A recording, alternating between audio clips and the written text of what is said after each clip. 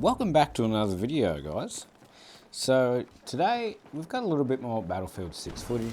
Didn't get too flash in these games, but I wanted to have a chat about a bit of a topic, and that is that saving really just isn't enough anymore. You know, like in the 60s, in your grandma's day, saving was enough. They'd all say, just pinch your pennies and put a bit away for a rainy day, and they'd buy a house and everything. But with the way things are with the cost of living, you know, like talking fuel has just gone through the roof.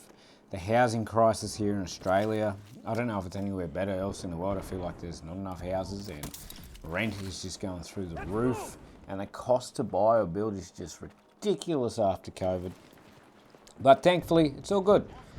I want to run through a 4-step plan with you guys today about what you can do to keep that wealth coming in, seeing as though saving isn't enough, and how you can still prosper and make good times out of what seems to be a little bit difficult at the moment. Step 1 is going to be the dreaded B word, budget. Yes, I know it's nothing fancy, nothing new, you've heard this a million times, but you really need to sit down and look at your expenses. For me, I pay my stuff weekly, so I go through, I write down all the bills that I need to pay weekly. Anything that is monthly, I divide it by 4 just to make sure. So if, for instance, if your phone bill's, I don't know, $100 for the month, divide that by 4, put $25 aside every single week. So simply write down all of your expenses in one column, make a new line. You could do this on a spreadsheet, Excel, Word, pen and a piece of paper.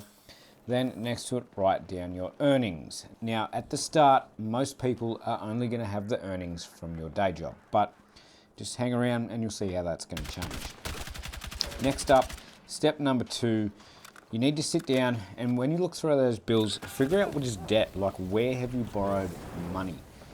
We're probably going to be talking things like car loans, afterpay, payday loans, credit cards. All these things, they start to add up and stack up, and I'd almost even put subscriptions in this, like maybe have a think about, you know, is Netflix really worth $28 or whatever it is these days? I remember when it was like $8 a month, and we are far from that. So yeah, step 2 is pay off your debt.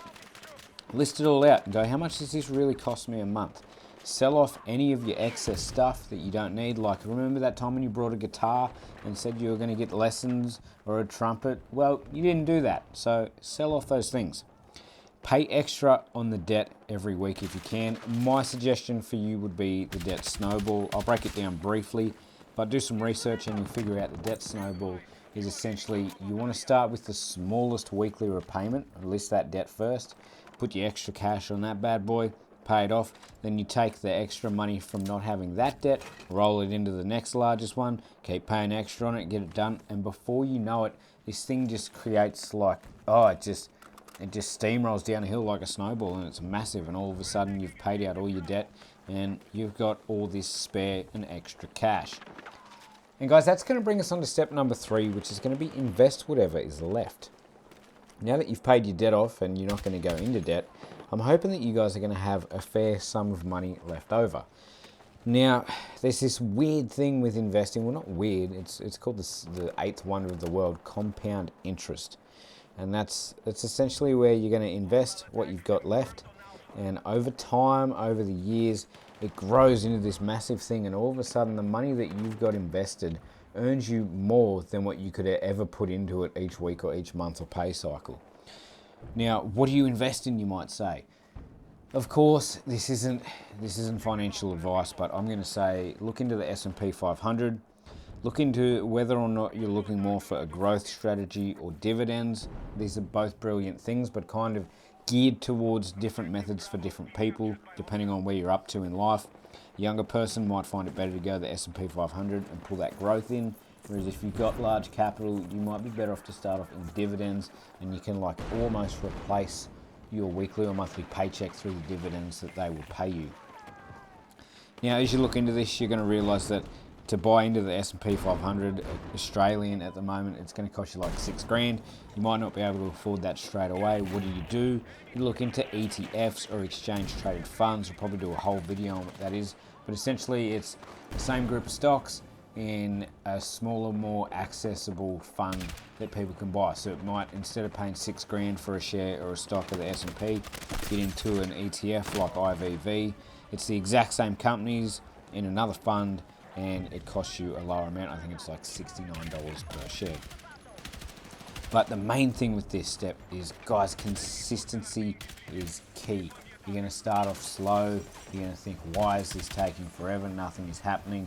All of a sudden, 12 months, 5 years goes by, and boom, you double your income from what you're earning, and it's coming in, and it's making all of the difference. So I can't stress that enough. Consistency is key. Even if you guys can only put $50 a week in, or 25 a week, just put that little bit in, and I promise you, over time, you're going to see results. And time for step number 4. This one's going to blow you guys away. Ready? You literally just stay out of debt, and you repeat steps 3, and you wait. Add some time.